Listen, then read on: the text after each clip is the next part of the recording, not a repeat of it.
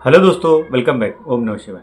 तो आज मैं आप लोगों से बात करूंगा केतु नवमांश में कैसा रिजल्ट देता है, यानी कि पूरे हाउसेस को मैं कवर करूंगा और आपको बताऊंगा कि इस प्लेसमेंट से आप क्या एक्सपेक्टेशंस रख सकते हो और यहाँ पे आपको क्या देखने मिलता है मैरिटल लाइफ में। तो देखिए, केतु जब फर्स्ट हाउस में आता है, पहले थोड़ा केतु के बारे में जान लेते हैं। केतु वही, देखिए, जो ग्रह होता है जो आपको आइसोलेशन में रखता है, मतलब कि जो घर में वो होता है उससे आपको एक तरीके से वहाँ की जो नीड्स है, वहाँ की जो वांट्स है, उससे आपको दूर रखता है।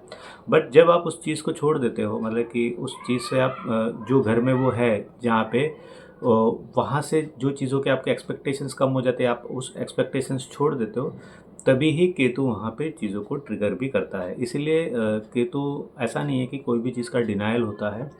केतु बेसिकली शो करता है कि अगर आप उस जहाँ पे वो है और वहाँ पे आप बहुत ज़्यादा आप इंक्लाइंड हो रहे हो, तो आप उसको आपको वहाँ से वो दूर करने की कोशिश करेगा। तो जब देखिए Ketu first house of Navamsha में आ जाता है, तो काफ़ी लोग ऐसा मानते हैं कि ये देखिए मैरिज नहीं लाता है, या मैरिज नहीं होती है, या मैरिज में एक तरीके से बाधा आता है। तो इसको देखिए, आपको इस तरीके से समझना पड़ेगा कि केतु जब फर्स्ट हाउस ऑफ नवमांश में आता है, पहली बार तो पर्सन को डाउट ये रहता है लाइफ में कि एग्जैक्टली क्या कौन सा पर्सन है जिससे उसे मैरिज करना है। और दूसरी चीज़ ये होती है कि उसको ये नहीं पता होता कि एक मैरिटल लाइफ में अगर वो अर्ली मैरिज कर लेता है तो एक मैरिटल लाइफ में रहना कैसे है करके। तो यहाँ पे प्रॉब्लम ये हो जाती है, इस कश्मकश में काफ़ी टाइम पे मैरिज डिले होने के चांसेस हो जाते हैं जो अनमेरिड होते हैं। और जो मैरिज कर लेते हैं, जैसे कि अर्ली स्टेज में उनकी अगर मैरिज हो गई होती है, तो उन्हें initial stage of life, even marriage के 3-4 साल, उन्हें ये बात पता करने में लग जाती है कि मैरिज को कैसे लेके चलना है करके। तो ये वाली चीज़ें बहुत ज़्यादा देखी जाती है Ketu in first house of Navamsha में। और जब आप मैरिज के लिए बहुत ज़्यादा उत्सुक होते हो, जैसे कि आपका लव अफेयर चल रहा है किसी के साथ और आपको ऐसा लग रहा है कि मुझे उसके साथ शादी कर लेना चाहिए, शादी कर लेना चाहिए, आप अपने आप को बहुत ज़्यादा पुश करने की कोशिश करते हो, तब आप देखते हो कि वहाँ पे कुछ प्रॉब्लम्स आ रही है टुवर्ड्स मैरिज। और मैरिज किसी भी तरीके से जो लव अफेयर से वो कन्वर्ट नहीं हो पा रहा है मैरिज में। और जब आप उस चीज़ को कम्प्लीटली इग्नोर करोगे, लाइफ में इजी रहोगे, ज़्यादा मैरिज के बारे में नहीं सोचोगे, तब आपके मैरिज होने के ज़्यादा चांसेस बनते हैं। अब इसमें देखिए, कंजंक्शन बहुत इंपॉर्टेंट होता है। क्या केतु के साथ कोई प्लैनेट कंजंक्ट हो रहा है क्या? अगर देखिए केतु के साथ मरकुरी कंजंक्ट हो रहा है फॉर एन एग्जांपल, तो यहाँ पे काफ़ी टाइम पे मैरिज एक गलत डिसीजन हो जाता है, या मैरिज आप सही पर्सन से नहीं करते हो, क्योंकि बेसिक प्रॉब्लम ये हो जाती है कि आपको मैरिज में कुछ और चाहिए था। मतलब कि ओवरऑल आपकी लाइफ में आपको मैरिज से कुछ और एक्सपेक्टेशंस थी, बट टाइम सिनेरियो ऐसा बन गया। हो सकते हो कि आप 30s में थे, आपके ऊपर एक फैमिली प्रेशर आ गया कि नहीं शादी करो शादी करो, तो जो आया आपने उससे शादी कर लिया। तो मोस्ट ऑफ द टाइम देखा गया है कि जब केतु एसेंडेंट में रहता है, अरेंज मैरिज काफ़ी ब्लाइंड अरेंज मैरिज हो जाती है। और फिर काफ़ी टाइम पे पर्सन पछताता भी है और उसे ऐसा लगता है कि यार मैरिज मेरे लिए नहीं बना हुआ है। तो जब हम कहते हैं ना कि फर्स्ट हाउस ऑफ केतु इन नवमांश में मैरिज का सुख नहीं देता है, तो उसका कोर आपको समझना ज़रूरी है कि क्यों ऐसा होता है करके। अब अगर ये यही चीज़ तो मर्कुरी एंड केतु जब होता है तो काफ़ी टाइम पे बेवकूफ़ी वाले डिसीजंस हो जाते हैं लाइफ में, खास करके मैरिज केस में देखा जाए। इसलिए कहते हैं कि अगर देखिए वैसे मांगलिक है आपका D1 में सैटर्न का रिलेशन सेवन्थ हाउस से बनता है, तो मैरिज वैसे ही लेट हो जाएगा। तो फिर कहीं ना कहीं बेवकूफ़ी वाला डिसीजन तो नहीं होगा। लेकिन यहाँ पे अगर अरेंज मैरिज करते हो तो हमेशा ध्यान रखना ज़रूरी है। अगर जैसे कि देखिए यहाँ पे जुपिटर के साथ केतु का कंजंक्शन हो जाता है, तो ये अगेन काफ़ी टाइम पे स्पिरिचुअल इंक्लिनेशन बहुत ज़्यादा देता है। एक टाइम तक अगर नहीं मैरिज हुई तो ये एक बहुत पावरफुल प्लेसमेंट हो जाता है, जो कि डिनाइल ऑफ मैरिज का। Same with Saturn, spiritual inclination होने के चांसेस होते हैं। अगर देखिए, अगर आपकी मैरिज 35 के पहले हो रही है ऐसे प्लेसमेंट से, तब तो ठीक है। अगर उसके बाद नहीं हो रही है तो बहुत कम चांसेस है कि आपके फिर आगे जाके मैरिज हो, क्योंकि आपका एक इंक्लिनेशन टूवर्ड्स किसी चीज़ की ओर चला जाएगा और आपको मैरिज जो कि सेकेंडरी आपकी लाइफ में लगेगा कि आपके लिए उतना वो इम्पोर्टेंट नहीं है। अब अगर मैं केतु की बात करूँ सेकंड हाउस में, तो अगर देखिए केतु सेकंड हाउस में आ जाता है आपके नवमांश में, दैट मीन्स सडन वेल्थ के आपको हमेशा लाइफ में चांसेस रहेंगे आफ्टर मैरिज आने के, और बहुत ज़्यादा रहेंगे। जब आपने बहुत लीस्ट एक्सपेक्टेड किया होगा कि यार मेरे नो कि आपको पैसा मिलेगा या ऐसा कुछ होगा। जब आप ज़रा भी उस पे फ़ोकस नहीं थे या ज़रा भी आपने उस पे ध्यान नहीं दिया था, तब आप ये चीज़ देखोगे कि आपके लाइफ में सडन ऐसी कोई चीज़ हो गई कि किसी ने ना आपका कोई बहुत पुराना पैसा था, वो हो गया हो, या तो फिर कोई भी चीज़ हो गया, बट सडन मनी पंप आपकी लाइफ में होने के बहुत ज़्यादा चांसेस हो सकते हैं।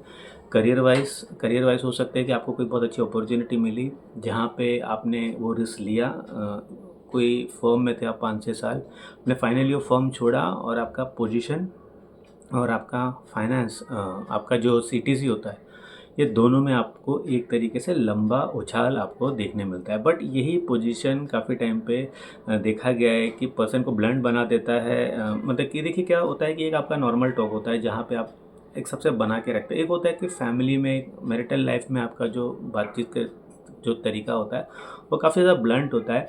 तो एक तरीके से ये अच्छा भी है जहाँ पे आप काफ़ी ट्रांसपेरेंट हो अपने पार्टनर के साथ चीज़ों को लेके कि यार ऐसा है, ऐसा ही है। तो ये वाली चीज़ें बहुत ज़्यादा हो जाती है, तो भले ही सामने वाले को वो चुभेगा, बट सच होगी वो बात, और जो कि काफ़ी ज़्यादा वो एक तरीके से ट्रांसपेरेंसी रखता है। बट इसमें ये देखा गया है कि जिसका भी कुंडली में ये प्लेसमेंट है वो कहीं ना कहीं जो कि फैमिली से दूरी उसकी बनेगी ही। ऑब्वियसली वुमन होगी तो उसकी दूरी बनेगी, बट मैन में भी काफ़ी टाइम पे देखा गया है कि वो थोड़ा अपने फैमिली के थॉट प्रोसेस से थोड़ा उनमें चेंजेस आ रहा है, और कहीं ना कहीं किस चीज़ों को लेके वो डिनाइल मोड में रहते हैं। और कुंडली में अगर 12th हाउस एक्टिव है तो ये ऐसा प्लेसमेंट भी है जहाँ पे हो सकता है कि आप मैरिज के बाद या तो अपना स्टेट और जगह छोड़ दो फॉर वर्क पर्पसेस, इसके बहुत ज़्यादा चांसेस बनते हैं।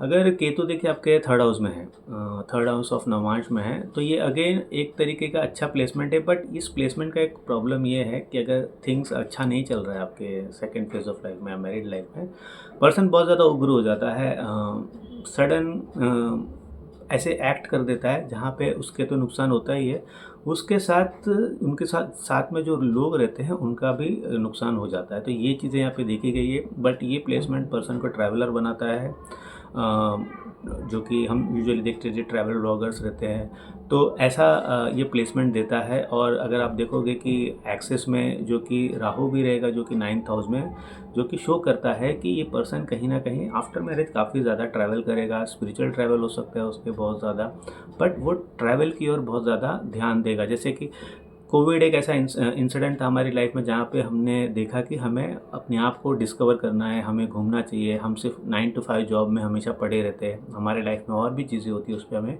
फोकस करना चाहिए, जो कि हम नहीं कर रहे थे पहले। बट कोविड एक पॉइंट था जहाँ पे हमें वो रियलाइजेशन होता है। तो उसी तरीके से जब केतु थर्ड हाउस में रहता है तो एक रियलाइजेशन पॉइंट आता है हमारा कि नहीं, हमें कुछ बड़े आप जो करते थे उससे कुछ हो सकता है कि आप बहुत पहले अपने टाइम पे अर्ली 20s में खेलने कूदने में बहुत इंटरेस्टेड थे, बट एक टाइम ऐसा आ गया जहाँ पे आप काम ही कर रहे हो।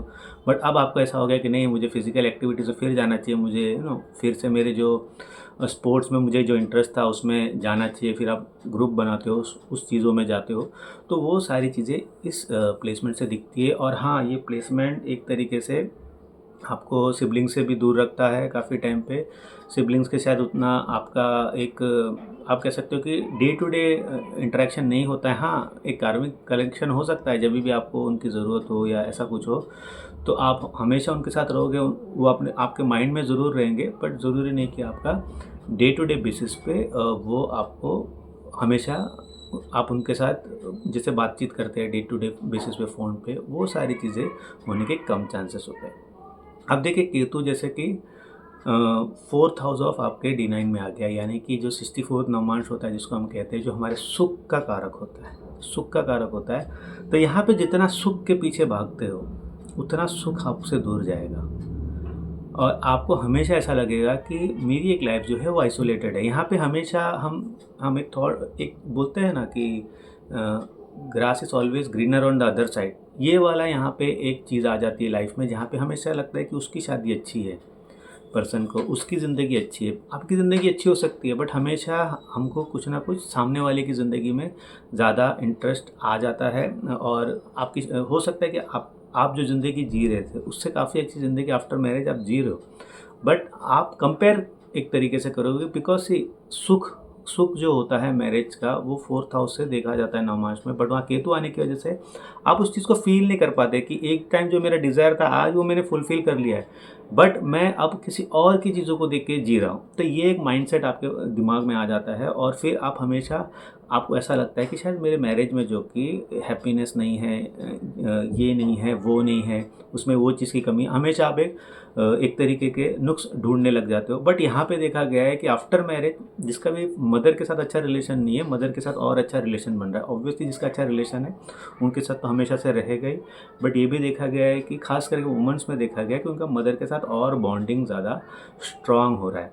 बट इन मेनी केसेस ये देखा गया है कि जो 4th हाउस का केतु होता है, और अगर आपका देखिए मून का भी प्रॉब्लम है D1 में, और D1 में भी आपका 4th हाउस में अच्छा नहीं है, आपका 4th हाउस मेलेफिक प्लैनेट्स है वहाँ पे, तो अर्ली स्टेज ऑफ मदर का देहांत होने का भी ये कुंडली में शो करता है।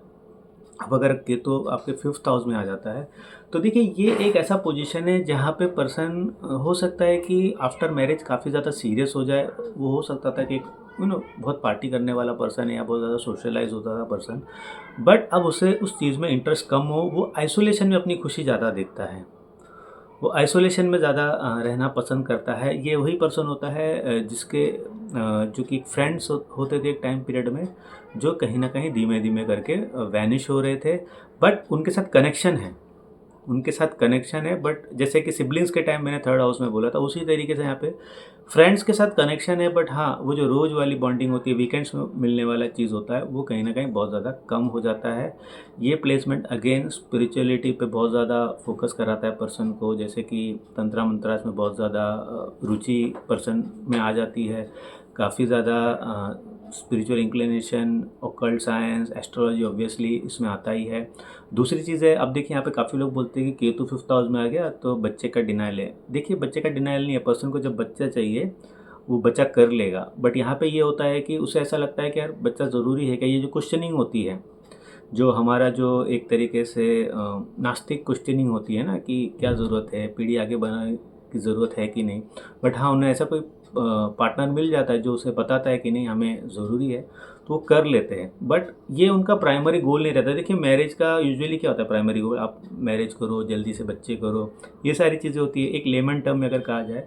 बट जब 5th हाउस में केतु आता है तो ये हमेशा आपके जो कल्चर हो गए, आपके जो लाइफ का एक लाइफस्टाइल ऑफ ज़िंदगी हो गया, वहाँ पे हमेशा एक क्वेश्चन पूछेगा कि ये जो कर रहे थे, जो सामाजिक चीज़ें होती है, क्या ये जो कर रहे हैं सही है क्या, तो क्वेश्चनिंग हमेशा यहाँ आती रहेगी, क्योंकि रीजनिंग चाहिए, रीज़न चाहिए, क्या क्यों हो रहा है, क्या रीज़न है, जब उसके जवाब मिल जाते हैं। इसीलिए यहाँ पे अगर जुपिटर का किसी भी तरीके से एस्पेक्ट हो जाए या किसी भी तरीके से इवन कंजंक्शन हो जाए, तो पर्सन उल्टा मास्टर बन जाता है इस चीज़ में, उल्टा वो दूसरों के प्रॉब्लम सॉल्व करने लग जाता है, दूसरों के सवालों के प्रॉब्लम सॉल्व करने लग जाता है। बहुत आप कह सकते हो कि फिलोसोफर बन सकता है, साइकोलॉजिस्ट बन सकता है बहुत अच्छा इस प्लेसमेंट के साथ। हाँ खास करके अगर ये स्कॉर्पियन साइन में हो रहा है तो ये आपको सबसे ज़्यादा देखने मिलेगा। अब अगर देखिए केतु आपके 6th हाउस में आ जाता है नवमांश में, तो ये एक अच्छा पोजीशन होता है, बिकॉज ये शो करता है कि आप आफ्टर मैरिज या इन 30s आप अपने हेल्थ पे बहुत ज़्यादा ध्यान देने लग रहे हो, या ऐसा कोई इवेंट हो गया जहाँ पे आपको पता चला अच्छा अब इस चीज़ को मैं अगर हो सकता है कि स्मोकिंग या ड्रिंकिंग ऐसे कोई चीज़ें जहाँ पे अगर इसको मैं अगर कंटिन्यू करूँगा तो लाइफ थ्रेटनिंग हो सकता है, और ये एक अलर्ट केतु आपको लाइफ में दे देगा, जिससे आप अपने लाइफ को आप सुधारने में लग जाते हो और कहीं ना कहीं लाइफ को बहुत अच्छा बनाने की कोशिश करते हो। जो पेट्स होते हैं, एनिमल्स होते हैं, उनके प्रति एक तरीके का प्यार आपको होने लगता है। अंडर प्रिविलेज लोगों से आपको एक तरीके का अफेक्शन होने लग जाता है। ऑर्फनेज में जो बच्चे होते हैं उनसे आपको अफेक्शन होने लग जाता है। ये सारी चीज़ें यहाँ पे देखी गई है। करियर में अच्छा होता है। देखिए कुछ लोगों के करियर में प्रॉब्लम ये होती है कि करियर ग्रो इसलिए नहीं होता क्योंकि उनके कलीग एज ए ओपोनेंट उनके लिए बहुत हमेशा रहते हैं, हमेशा कलीग एज एन ओपोनेंट बन के रहते हैं। कलीग उनका लाइफ में हमेशा प्रॉब्लम्स क्रिएट करते हैं जिस वजह से वो राइज नहीं कर पाते। बट अगर 6th हाउस में केतु आ जाए तो वो ओपोनेंट्स को ख़त्म कर देता है, आपको कभी लड़ने जाने की ज़रूरत नहीं है, वो टेक केयर कर लेता है। देखिए केतु ऑलमोस्ट काफ़ी टाइम पे 6th हाउस में सूर्य की तरह एक्ट करता है, तो इस बात का ध्यान रखिए क्योंकि केतु एक अल्ट्रा वायलेंट तमासिक एनर्जी होती है, जिससे 6th हाउस में रहना, 8th हाउस में रहना अच्छा होता है कुंडली में। हाँ, 8th हाउस से ज़्यादा मैं बोलता हूँ 6th हाउस में रहना अच्छा होता है, क्योंकि यहाँ पे वो आप कह सकते हो एक तरीके से ख़त्म ही करता है ओपोनेंट्स को, जो कि एक बहुत अच्छा आप कह सकते हो कि आपके लिए करियर में आगे जाने के लिए बहुत हेल्पफुल हो जाता है। दूसरी चीज़ है यहाँ पे ये प्लेसमेंट यूजुअली कहते हैं कि आपके जो मामा होते हैं उनके साथ आपका रिलेशन शायद अच्छा नहीं रहे इस प्लेसमेंट से, ये भी काफ़ी टाइम पे कहा जाता है। ऑब्वियसली और कॉम्बिनेशन भी देखना ज़रूरी है, बट एक लेमन टर्म में कहा जाता है कि किसी न किसी तरीके से आपके मामा के साथ आपका रिलेशन यहाँ से ख़राब हो जाता है। आफ्टर मैरिज होने के यहाँ पे ज़्यादा चांसेस है, बिकॉज ऑफ ये जो कि नवमांश में प्लेसमेंट हो रहा है। अब अगर केतु 7th हाउस में आ जाए, तो देखिए केतु 7th हाउस में आ जाएगा तो यहाँ पे पहले तो देखिए चीज़ें ये होती है कि पर्सन मैरिज में रह के भी उसे आइसोलेशन चाहिए। मतलब कि उसे मैरिज एज ए इंस्टीट्यूशन पसंद होगा, मैरिज एज अ आप कह सकते हो कि चीज़ें पसंद होगा, बट उसमें उसे अपना एक टाइम चाहिए होगा, अपना एक स्पेस चाहिए होगा, अपना एक अलग थिंकिंग पैटर्न उसका होगा रिलेटेड टू चीज़ें जो भी मैरिज में है। बट हाँ, जब मैरिज में जो चीज़ें रिक्वायरमेंट है एज अ पार्टनर, उसमें भी वो हमेशा अपना इनपुट देगा। बट उसके लिए ये है कि मैं लार्जर पोर्शन ऑफ टाइम 24 घंटों में मैं अपने आइसोलेशन अपने आइडियाज़ पे लगाऊँ। तो यूजुअली देखिए रिसर्चर्स को देखा जाता है इस प्लेसमेंट से, काफ़ी टाइम पे आईटी फील्ड के लोगों को देखा जाता है जहाँ पे लॉन्ग आवर्स ऑफ वर्क होता है। देखिए ये जो प्लेसमेंट है केतु का, ये लॉन्ग आवर्स ऑफ वर्क देता है। अब देखिए मैं काम से रिलेटेड बातें क्यों कर रहा हूँ 7th हाउस में, क्योंकि 7th हाउस वर्क रिलेटेड होता है। 7th हाउस बिजनेस रिलेटेड हम हमेशा कहते हैं, तो बिजनेस भी वर्क ही होता है, बट वो एज ए जॉब भी होता है। 7th हाउस काफ़ी कुछ डिसाइड करता है आपके लाइफ में, आप कितना ऊपर जाओगे या नीचे जाओगे, क्योंकि 7th हाउस से लोग आपको जज करते हैं। तो यहाँ पे हम जब 9 to 5 जॉब करते हैं तो वो कहीं ना कहीं हम केतु की तरह एक्ट कर रहे हैं, क्योंकि वहाँ पे किसी के ऑर्डर्स लेने पड़ते हैं और आपको बस काम करना होता है। अनटिल एंड अनलेस आप एक ऐसे ऑर्गेनाइजेशन में जहाँ पे आपकी बात भी सुनी जा रही है, एक ऐसे टीम में हो जहाँ पे आपकी बात भी रखी जाएगी तो उसे पूछा जाएगा। नहीं तो तब तक ये जो प्लेसमेंट ऑफ केतु है ये हमेशा आपके लिए एक्कोलेट्स तब लाएगा, क्योंकि जब जब आप बहुत ज़्यादा वर्क करोगे, जैसे कि आपका 12 घंटे का भी ड्यूटी आप 14-15 घंटा करोगे, तब आपको रिकॉग्निशन मिलेगा, आपके काम को सराहा जाएगा, देखा जाएगा। ऑब्वियसली सूर्य का भी देखना ज़रूरी है कि सन कैसा है आपकी कुंडली में। बट ये जो 7th हाउस का केतु है ये वर्क रिलेटेड भी बहुत ज़्यादा इंपॉर्टेंट होता है, ये बहुत ज़्यादा आपको काम कराता है। आप समझ सकते हैं एक टाइम पे आपका ऐसा हो जाएगा कि 30s लेट 30s में आप ज़्यादा काम कर रहे हो, जहाँ पे 20s में हम होता है ना कि बैल की तरह काम करते हैं, फिर हम सोचते हैं कि थोड़ा काम डाउन हो जाएगा, थोड़ा लाइफ में पीस आएगा, बट पीस की जगह यहाँ पे ज़्यादा काम आता है। बट ये प्लेसमेंट देखिए बहुत लोग सोचते होंगे कि केतु 7th हाउस में आ गया तो मैरिज नहीं लाता है। देखिए केतु अकेला कभी भी ऐसा नहीं मैरिज डिनाइल नहीं करता है, उसमें हमेशा 3 प्लैनेट्स केतु के साथ बहुत इंपॉर्टेंट रोल प्ले करते हैं। मार्स को हम काफ़ी टाइम पे भूल जाते हैं, क्योंकि मार्स भी ब्रह्मचर्य का बहुत बड़ा अगर आप बनते हो तो उसमें उसका योगदान बहुत बड़ा होता है। और जुपिटर और सैटर्न, इनके रिलेशन के बिना केतु 7th हाउस में हो, 1st हाउस में हो, जैसे 9th हाउस में हो, ये मैरिज डिनाइल नहीं करता है। तो इस बात का आप ध्यान रखिए। तो जस्ट केतु के प्लेसमेंट से आप कभी भी ये नहीं बोल सकते अरे यार 7th हाउस में मेरा केतु है, मेरी शादी नहीं होगी। नहीं, और भी चीज़ें होगी, तो इस बात का ज़रूर ध्यान रखिए। अब अगर देखिए केतु 8th हाउस में आ जाता है, तो ये प्लेसमेंट देखिए आपको कभी ना कभी तो ये स्पिरिचुअल एंगल की ओर लेके जाएगा, एस्ट्रोलॉजी की ओर लेके जाएगा। बट ये प्लेसमेंट का एक प्रॉब्लम ये है कि अगर पर्सन नेगेटिव साइड ऑफ तंत्र मंत्र में जाता है, जैसे हम काला जादू करते हैं दूसरों के ऊपर, या काला जादू का हमको जो वशीकरण होते हैं, इस सब में इंटरेस्ट ज़्यादा जागने लग जाता है। एक होता है कि स्पिरिचुअल इंक्लिनेशन ऑफ गॉड, एक होता है कि आप जो तमासिक एनर्जी की ओर आपका अट्रैक्शन जो है। तो यहाँ पे देखा गया कि तमासिक एनर्जी के ऊपर आपका अट्रैक्शन बहुत ज़्यादा हो जाता है। हाँ, अगर ये सैटर्न के साथ हो जाता है तो ये बहुत एक्सट्रीम लेवल पे हो जाता है, क्योंकि एक्सेस से राहु भी देख रहा है, तो आपको करना ही होता है यार। जब बुरा टाइम आएगा आप विज़िट करने लग जाओगे बाबाओं के पास, अजीब अजीब लोगों के पास विज़िट करने की, ये सारी इंक्लिनेशन आपको देने लग जाता है केतु। बट देखिए 8th हाउस ऑफ नवमांश में ये है कि ये हमेशा एक अलर्ट पॉइंट है हर कपल्स के लिए, कि ये जो प्लैनेट है ये जिस दिन ट्रिगर होगा आपकी कुंडली में, चलो केतु की महादशा आ गई या अंतरदशा कभी आ रही है, तो हमेशा याद रखिए कि एक ट्रिगर पॉइंट होगा लाइफ में कोई बड़ा इवेंट्स होने के लिए। अब देखिए यहाँ पे अगर सैटर्न का जैसे मैंने कहा इन्वॉल्वमेंट हो जाता है, तो सडन इवेंट्स ऑफ जैसे एक्सीडेंट होते हैं, सडन इवेंट्स ऑफ बॉडी पे बड़ा मार्क कटिंग आना। Mars and Ketu 8th house में है, कंजंक्ट होके केतु के साथ कंजंक्ट होके मार्स है 8th हाउस में। आप याद रखिए आफ्टर मैरिज आपके बॉडी में कट्स ज़रूर आएंगे, किसी हादसे की वजह से आएंगे आपके लाइफ में, या किसी भी तरीके के लाइफ में कोई मेजर इवेंट हो गया, ऑब्वियसली फाइट्स होंगे तो हो सकते हैं, बट इस चीज़ का आपको ध्यान रखना ज़रूरी है कि Ketu in the 8th house Navamsha ये हमेशा एक ट्रिगर पॉइंट है लाइफ में एक सडन इवेंट्स लाने के लिए। अब आपके कर्म जो कि आपके जन्म से लेकर 30 की उम्र तक क्या थे, वो भी बहुत कुछ डिपेंड करता है कि वो सडन इवेंट्स क्या आपके लिए ट्रिगर पॉइंट होगा, अच्छे के लिए होगा, बुरे के लिए होगा, ओवरऑल प्लेसमेंट कैसा है ये जानना भी आपको ज़रूरी है। कुछ लोगों को ऐसे प्लेसमेंट से अगर जुपिटर का इन्फ्लुएंस होता है केतु का, उनको अपने लाइफ के गुरु मिलते हैं जो उनकी लाइफ को ट्रांसफॉर्म कर देते हैं। तो ट्रांसफॉर्मेशन ज़रूर होता है ऐसे प्लेसमेंट ऑफ केतु के साथ। अब बात करते हैं केतु 9th हाउस में रहेगा। देखिए first of all 9th house में जब केतु रहता है यूजुअली, और आपकी कुंडली में सन की पोजीशन अच्छी नहीं है, यानी कि D1 में नहीं है, एक तो सेपरेशन फ्रॉम फादर, सेपरेशन या तो फिर फादर से आपका कभी लाइफ में बनेगा ही नहीं, लाइफ में नहीं बनेगा आप सोचिए, या तो फिर फादर की अर्ली स्टेज ऑफ लाइफ में डेथ। ये 3 चीज़ें यूजुअली देखी जाती है। अगर देखिए सन का भी बुरा होना ज़रूरी है आपकी कुंडली में, ऐसा नहीं कि बस केतु 9th हाउस में बैठ गया तो ऐसा हो रहा है। बट जब केतु 9th हाउस में बैठ जाता है तो ये एक पहला स्टेप होता है कि अच्छा फादर के साथ इसका कुछ सही तो नहीं बैठेगा, या तो आफ्टर मैरिज इसका फादर के साथ अच्छा नहीं बनेगा, या तो फिर मैरिज ये जो करेगा या करेगी इसमें फादर का अपोजिशन बहुत होगा, मतभेद बहुत ज़्यादा हो जाएंगे, या तो फिर अगेन जो मैंने स्टार्टिंग में कहा कि फादर की अर्ली स्टेज में डेथ होने की भी इस प्लेसमेंट से देखा जाता है। केतु एंड सैटर्न ये 9th हाउस में नवमांश में हमेशा देखिए कि कुंडली में कितना डैमेजिंग हो सकता है, और सन की पोजीशन पे देखिए तो ये एक, अगर आप पहले बच्चे हो अपने पेरेंट्स के और ऐसा प्लेसमेंट है तो हमेशा अलर्ट रहिए इस चीज़ को देख के। केतु अगेन ये लॉन्ग डिस्टेंस ट्रैवल कराता है, शिव जी की ओर आपको बहुत ज़्यादा आकर्षित करता है, माँ काली की ओर बहुत आकर्षित करता है, सेकेंड फेज ऑफ लाइफ में उग्र जो गॉडेसेस होते हैं उसकी ओर आपको काफ़ी ज़्यादा आकर्षित करता है ये प्लेसमेंट।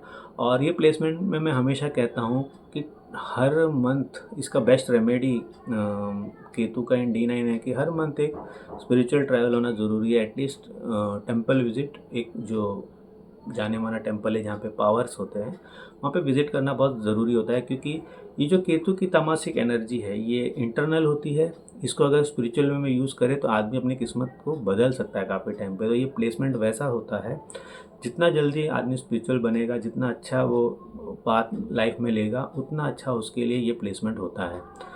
ओवरऑल ये प्लेसमेंट अगेन बहुत कुछ आपके दिनचर्या, आपका कितना स्पिरिचुअल एंगल है लाइफ में वो डिसाइड करता है, क्योंकि आपका फॉर्चून कैसा रहेगा, क्योंकि 9th हाउस का फॉर्चून है, हम शादी के बाद का जो फॉर्चून देखते हैं वो कैसा है करके। तो अगर आप आपके पार्टनर दोनों का एक तरीके से इंक्लिनेशन टुवर्ड्स गॉड सेम हो जाता है तो ये उल्टा बहुत ज़्यादा भाग के लेके आता है मैरिज में।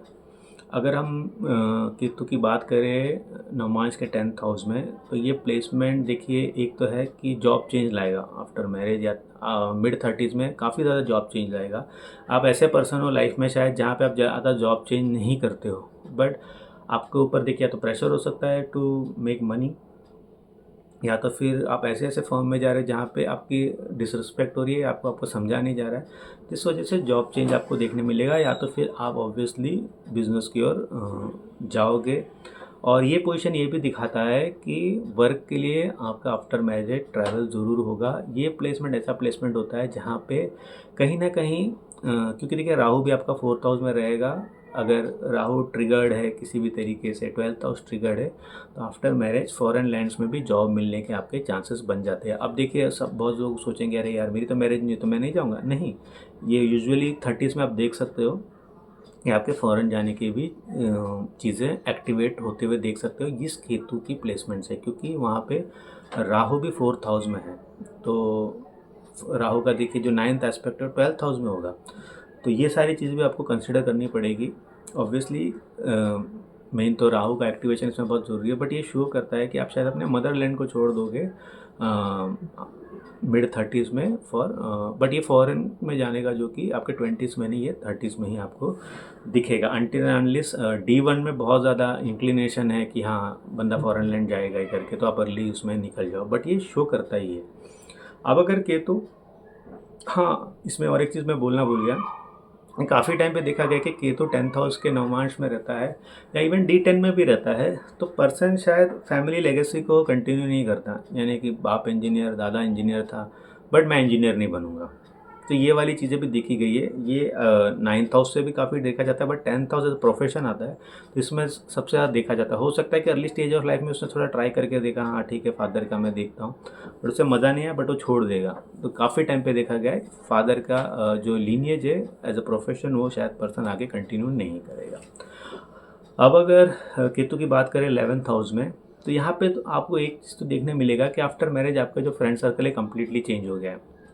आप जो सिंगल थे, आपका जो फ्रेंड सर्कल था, उसमें आप बोलोगे एक तरीके का फ्लिप आ गया है। हो सकता है कि आपका जो पार्टनर है, उसका जो फ्रेंड सर्कल है वो आपका फ्रेंड सर्कल बन जाए। तो ये आपको काफ़ी ज़्यादा दिखाई देगा केतु के 11th हाउस के प्लेसमेंट से। बेस्ट है इस प्लेसमेंट से मैरिज में कोई भी चीज़ का आपको एक्सपेक्टेशन नहीं करना चाहिए, तो मैरिज में आपको सब कुछ मिल जाएगा। ज़्यादा लाइफ में देखिए केतु 11th हाउस में आपको इसको अगर खेलना आ गया ना नवमांश में, आपको ज़िंदगी में जो चाहिए मिल जाएगा। उसके लिए आपको केतु से खेलना आना चाहिए। बेसिकली कि कोई भी एक्सपेक्टेशन नहीं रखो। आप जैसे घर वाले आपके अरेंज मैरिज करा रहे हैं फॉर एन एग्जांपल, कोई एक्सपेक्टेशन मत रखो यार लड़की कैसी है क्या है, या लड़का कैसा है क्या है, कितना कमा रहा है। आपको बहुत अच्छे रिजल्ट्स मिलेंगे। अंडर एक्सपेक्टेशन जाओ, बहुत अच्छे रिजल्ट, बट आप इतना ज़्यादा एक्सपेक्टेशन लेके जाओगे, आपको हमेशा अपने डिज़ायर से उल्टा ही रिजल्ट मिलेगा, और आप हमेशा उस मैरिज में फ्रस्ट्रेटेड महसूस करोगे, आपको गुस्सा आने लगेगा। क्योंकि केतु का एस्पेक्ट भी तो 7th हाउस में हो रहा है ना, तो जितना कम करोगे उतना अच्छा मिलेगा। बट ये प्लेसमेंट हमेशा ये शो करता है कि आप एक तरीके से आप एक लाइफ के बाद आपको ज़्यादा क्राउड में जाना पसंद नहीं होगा, सोशल गैदरिंग में जाना पसंद नहीं होगा। होता है ना कि हम नॉर्मल घर में भी जैसे शादी में शादी होती है उसमें जाते हैं, वो भी आपको जाना पसंद नहीं होगा। तो आप देखोगे आप अपने आप को थोड़ा कट कर लोगे समाज से ऐसे प्लेसमेंट के साथ। बट ये ओवरऑल अच्छा प्लेसमेंट है केतु का प्लेसमेंट, बट यही है कि आप कितने अपने डिज़ायर को कंट्रोल्ड करते हो। आप देखिए अगर आप टॉरस एसेंडेंट हो या वीनस आपके एसेंडेंट में आ गया है और केतु आपके 11th हाउस में है, तो ये जो डिज़ायर है इसको कंट्रोल करना बहुत ज़्यादा फिर मुश्किल हो जाएगा। फिर यही केतु आपका इरिटेशन का कारण भी लाइफ में बनेगा। अब देखिए केतु अगर आपके नवमांश के 12th हाउस में आ जाता है, तो ये एक तो मेक श्योर करता है कि आपको मोक्ष मिलेगा लाइफ में, मतलब कि ये जन्म में आपके मोक्ष मिलने के बहुत ज़्यादा चांसेस है। आपका बस थोड़े बहुत कर्म अच्छे करने हैं, आपको मोक्ष मिलने के बहुत अच्छा चांसेस बन जाते हैं। ऐसे लोग देखिए केतु जब भी आपके 12th हाउस में रहेगा या राहु आपके 12th हाउस में रहेगा, मैनिफेस्ट के लिए ये बहुत अच्छा प्लेसमेंट होता है। हम कहते हैं ना लाइफ में कोई भी चीज़ अच्छी चाहिए तो उसको अच्छे से मैनिफेस्ट करना चाहिए। तो जब आप नवमांश में आपका ऐसा प्लेसमेंट आता है, मैरिज से रिलेटेड कोई भी मैनिफेस्टेशन करके देख लो आप, आपको बहुत जल्दी रिजल्ट्स मिलेंगे। जिसको बच्चा नहीं हो रहा है, मैनिफेस्ट करो, सोने से पहले मैनिफेस्ट करो, सुबह उठ के पहली चीज़ आप मैनिफेस्ट करो, आपकी चीज़ें बहुत जल्दी हो जाएगी। इसमें यही है कि ये प्लेसमेंट मैनिफेस्टेशन के लिए इतना अच्छा होता है कि अगर आप कोई भी नेगेटिविटी अपने मैरिज के बारे में सोचोगे या मैरिज रिलेटेड सोचोगे, तो तुरंत वो चीज़ आपको आप लाइफ एक्सपीरियंस करते हुए आप उस चीज़ को देख सकते हो। इसलिए इसमें बहुत ज़रूरी है कि आप अपनी लाइफ में ज़्यादा पॉजिटिव रह रहे हो या नेगेटिव रह रहे हो। तो ये केतु वैसे एक्ट करता है। इसमें बेस्ट है कि देखिए आप सोने से पहले और उठने के बाद गॉड का नाम आपके मुंह पे रहेगा, सब कुछ आपके लाइफ में सही रहेगा। और ये प्लेसमेंट जो कि अगेन ऐसा शो करता है कि हो सकता है फॉरेन लैंड्स जो लोग जाते हैं जा सकते हो, बट आप रिटर्न आओगे ही, अपने देश में आप रिटर्न आओगे ही। हो सकता है कि स्वदेश जैसे मूवी जैसा कुछ आपकी लाइफ में हो जाए, जहाँ पे आपको नहीं शायद मुझे बैक टू कंट्री जाके वहाँ पे कुछ करना है, ये सारी चीज़ें आएगी। बट हाँ 12th house in Ketu, Ketu अगर 12th हाउस के नवमांश में है, तो ये भी शो करता है कि आप अर्ली 20s या बिटवीन आप कह लीजिए 28 और 33 की एज के बीच में आपकी लाइफ में ऐसा कोई इंसिडेंट हो जाए जहाँ पे आप फैसला कर लो कि अब मैं नहीं शादी करूँगा या नहीं करूँगी, और वो डिसीजन आपने ले लिया, वो जन्म हमेशा के लिए आपके माइंड में और आपकी लाइफ में रह जाएगा। तो इसलिए मैं कह रहा हूँ कि 12th हाउस का केतु D1 हो या बेसिकली D9 हो, ये मैनिफेस्ट के लिए बहुत अच्छा होता है। आप कैसे फील कर रहे हो उस चीज़ को और किस तरीके से आप उसको अपनी ज़िंदगी में अप्लाई कर रहे हो, वो बहुत कुछ डिपेंड करता है आपके उस मैनिफेस्टेशन के ऊपर जो केतु आपके 12th हाउस में शो करता है। तो होपफुली ये केतु का जो नवमांश में था और सारे घर में आपको अच्छा लगा। कंसल्ट करना तो देखो व्हाट्सअप नंबर तो मैंने डाला है, आप वहाँ पे जाके मुझसे कंसल्ट कर सकते हैं। देखिए कॉल मत कीजिए, मैं उठाऊँगा नहीं। आप मैं उठाता हूँ फिर आप मुझे 2-3 मेरे बैड एक्सपीरियंस हो गए कि आप कहानी बोलने लग जाते हो। सिंपल सा मैंने आपको प्रोसेस बताया कि आप मुझे व्हाट्सअप कीजिए, मैं आपको वहाँ पे प्रोसीजर समझा दूँगा। That simple. अगर आपको अच्छा लगा तो आप मुझसे आगे कंसल्ट कर सकते हो। तो थैंक यू फॉर वॉचिंग। अगली बार आऊँगा तो ऐसे ही कोई इंटरेस्टिंग वीडियो के साथ आऊँगा। तब तक मुझे इजाज़त दीजिए। बाय।